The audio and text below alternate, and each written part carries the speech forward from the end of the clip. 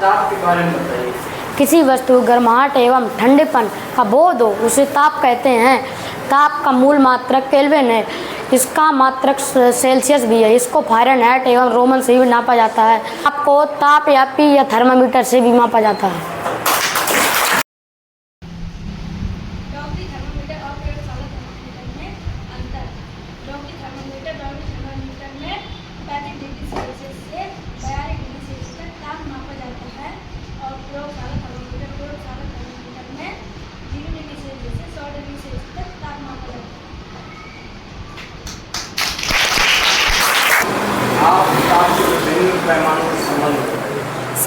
Celsius, Fahrenheit, Roman, kelvin में संबंध।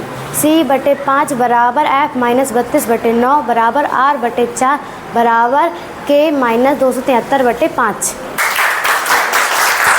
ताप का मूल मात्रक क्या है? केल्विन। ठीक है। अब केल्विन, सेल्सियस, रोमन और फ़ारेनहाइट, इनमें ये संबंध है। C/5 बराबर F-32/9 बराबर R/4 बराबर K-273/5। अब मान लीजिए सेल्सियस में दिया हुआ है कोई टेम्परेचर, किस में दिया हुआ, किस पैमाने में? सेल्सियस में। अब उसको फ़ारेनहाइट में बदलना है, या सेल्सियस में दिया है रोमन में बदलना है, या सेल्सियस में दिया है तो केल्विन में बदलना है। ठीक है। तो हमें सबसे पहले ये देखना है कि उसको बदलना किस में है। देखिए, एक जैसे मैंने लिखा -40 डिग्री सेल्सियस को फ़ारेनहाइट में बदलिए। फ़ारेनहाइट में बदलिए। फ़ारेनहाइट का मतलब किसमें कौन वाला लेंगे? F वाला, और सेल्सियस का मतलब C वाला। ठीक है, समझिएगा। सेल्सियस को किस में चेंज करना है? फ़ारेनहाइट। तो C वाला ले लिया और F वाला ले लिया। ठीक, दोनों को ले लें। यहाँ लिख दीजिए C/5 बराबर F-32/9। अब दिया किसका है मान? C का दिया है, वो यहाँ लिख दीजिए -40/5। C की जगह -40 लिख दिया। ठीक है, समझ में आ रहा है? C की जगह -40 और F-32/9। इसको कर लेते हैं हल। कर ले। 5 का भाग लगाइए 40 में, कितने बार जाएगा आंसर? 8 बार जाएगा। माइनस का 8 बराबर F-32 और ये 9 यहाँ आ जाएगा गुणा में। ठीक है, आएगा ना? भाग में है तो यहाँ आएगा, गुणा में आएगा तो यहाँ आ जाएगा -8 × 9 बराबर F-32। 9 72 बराबर F-32। तो F बराबर -72 आ गया -40। कितना आ गया? -40 फ़ारेनहाइट, -40 सेल्सियस बराबर -40 फ़ारेनहाइट। देखिए, बदल दिया आपने सेल्सियस को फ़ारेनहाइट। 173 केल्विन को सेल्सियस में बदलना है, तो हम सेल्सियस का सूत्र लिखेंगे। C/5 बराबर केल्विन का K-273/5। C/5 बराबर, अब K की जगह हमें 173 लिखना है। 173 -273/5 C/5 बराबर, अब इसमें माइनस करेंगे तो माइनस का 100 आएगा। तो 5, अब हम इसमें 75 करेंगे। C बराबर -100/5 × 5। अब इसे काट देंगे तो माइनस का 20। C बराबर -20 × 5 बराबर -100। बेटा 5 भी काट देते, हाथ भाग देते, 100 बच जाता। ऐसे भी करते, ये भी ठीक है। चलिए, 80 डिग्री सेल्सियस आ गया, 100 डिग्री सेल्सियस माइनस का केल्विन -100 डिग्री सेल्सियस। चेंज हो गया।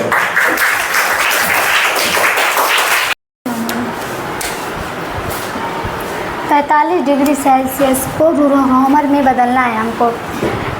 सेल्सियस का पहले सूत्र रख देंगे C/5 और फिर हम रोमर का सूत्र रख देंगे R/4 और सेल्सियस का मान है 45/5 रोमर R/4।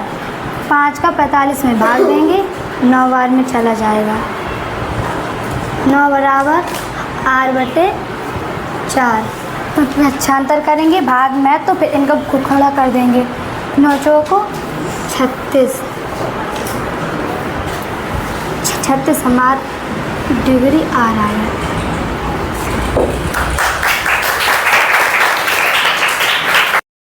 सैंतीस डिग्री सेल्सियस को फ़ारेनहाइट में बदलेंगे। 37 सेल्सियस का फॉर्मूला है C/5 तो आ जाएगा 37/5 और फ़ारेनहाइट का है F-32/9। अब हम 5 का भाग 37 में दे देंगे तो आ बीच में जाएगा बराबर लगाइए। 7/4 बराबर F-32/9। अब हमें पंचांतर करेंगे। पंचांतर करने के लिए भाग में है तो ये गुणा में चला जाएगा। इसमें गुणा कराएंगे तो 66.6 बराबर F-32। अब ये आप इनको प्लस कर देंगे। 66.6 में -32 है, इसको प्लस कर देंगे। 66.6 + 32 फ़ारेनहाइट बराबर प्लस करेंगे 98.6 और 98.6 आ चुका है। 0.6 फ़ारेनहाइट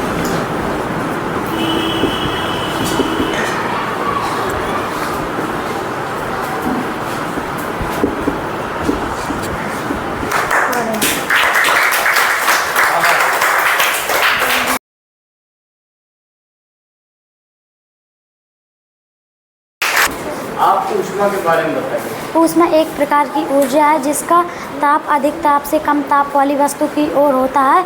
ऊष्मा का मात्रक जूल है। ऊष्मा के मापन का मात्रक भी जूल है। किलो कैलोरी भी प्रचलित हैं। 1 कैलोरी में 4.18 जूल होते हैं। आप ऊष्मा की निर्भरता के बारे में बताइए। ऊष्मा द्रव्यमान पर निर्भर करती है। ऊष्मा तापांतर में भी निर्भर करती है। इसका सूत्र होता है Q बराबर mS∆T। m द्रव्यमान का और S विशिष्ट ऊष्मा और ∆T तापांतर का। आप ऊष्मा संचरण एवं ऊष्मा संचरण की विधियों के बारे में बताइए। दो वस्तु के बीच ऊष्मा का स्थानांतरण ऊष्मा संचरण कहलाता है। ऊष्मा का संचरण अधिक ताप से कम ताप वाली वस्तुओं की ओर होता है। ऊष्मा संचरण की 3 विधियां हैं: चालन, संवहन, विकिरण। चालन ठोस पदार्थों में होता है। ठोस पदार्थ के अणु अधिक पास होते हैं जिससे एक सिरे को गर्म करने पर प्रत्येक अणु दूसरे अणु को ऊष्मा देता है। इस प्रकार ऊष्मा का स्थानांतरण होता है। इस विधि को चालन विधि कहते हैं। दूसरा संवहन में संवहन द्रव और गैस दोनों में होती है। जल को गर्म करने पर गर्म अणु पानी के आसपास के अणुओं के मुताबिक हल्के होते हैं जिससे ये पानी की ऊपरी सतह पर आ जाता है और भारी अणु नीचे चले जाते हैं। यह प्रक्रिया चलती रहती है जब तक पानी गर्म या उबल नहीं जाता। इसे संवहन कहते हैं। विकिरण में इसे ऊष्मा का संचरण एक ओर से दूसरी ओर बिना किसी माध्यम के होता है। इसे विकिरण कहते हैं। जैसे सूर्य की ऊष्मा निर्वात से होते हुए पृथ्वी तक आ जाती है। इस विधि से ठोस, द्रव, गैस तीनों गर्म हो जाते हैं। आप ऊष्मा के सुचालक एवं कुचालक के बारे में बताइए। सुचालक उसे कहते हैं जिसमें ऊष्मा बहती है जैसे लोहा, एल्यूमिनियम, तांबा। और कुचालक उसे कहते हैं जिसमें ऊष्मा नहीं बहती जैसे कागज, लकड़ी, ऊन। आप पदार्थ की अवस्था में परिवर्तन बताइए। पदार्थ 3 अवस्थाएं में होती है: ठोस, द्रव, गैस। ठोस को जब गर्म करते हैं तो द्रव की अवस्था में आ जाता है, जैसे बर्फ़ होता है तो जल की अवस्था में आ जाता है। और जब द्रव को गर्म करते हैं तो गैस की अवस्था में आ जाता है, जैसे वाष्प। और जब गैस को ठंडा करते हैं तो द्रव की अवस्था में आ जाता है। और जब द्रव को ठंडा करते हैं तो ठोस की अवस्था में आ जाता है। वह निश्चित ताप जिस पर कोई ठोस गर्म करने पर द्रव में बदलता है वह गलनांक कहलाता है। क्वथनांक के बारे में बताइए। वह निश्चित ताप जिस पर द्रव गर्म करने पर गैसीय अवस्था में बदल जाता है वह द्रव का क्वथनांक कहलाता है। और द्रव का क्वथनांक 100 डिग्री सेल्सियस तक होता है। जल का ना? हाँ।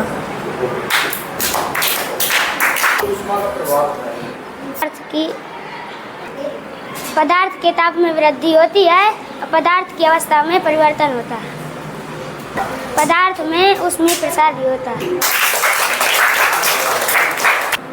आप ऊष्मीय प्रसार के बारे में बताइए। ऊष्मीय प्रसार ठोस द्रव गैस के ताप को बढ़ाने पर आयतन में प्रसार होता है, ऊष्मीय प्रसार कहलाता है। ठोस में ऊष्मीय प्रसार ठोस पदार्थ को गर्म करने पर फैलता है, ठंडा करने में सिकुड़ता है। जैसे रेल की पटरियों को गर्मियों के मौसम में थोड़ी सी बीच में जगह छोड़ दी जाती है ताकि उसका प्रसार हो तो वह एक दूसरे के ऊपर ना आए और वो कहीं ट्रेन पलट ना जाए। और द्रव में प्रसार द्रव पदार्थ को गर्म करने पर फैलता है और ठंडा करने में सिकुड़ता है। जैसे दूध को आग में रखते हैं तो दूध उबलकर ऊपर आ जाता है, तो इस प्रकार हमें पता चलता है कि द्रव में भी प्रसार होता है। और गैस में प्रसार गैस पदार्थ को गर्म करने पर फैलता है, ठंडा करने में सिकुड़ता है। जैसे हम किसी बोतल में गुब्बारे को ठंडा पानी के ऊपर गुब्बारे को लगा देते हैं तो वह फूलता नहीं, अगर उसमें गर्म पानी भर देते हैं तो वह गुब्बारा फूल जाता है। इस प्रकार हमें पता चलता है कि गैस पदार्थ में भी प्रसार होता है।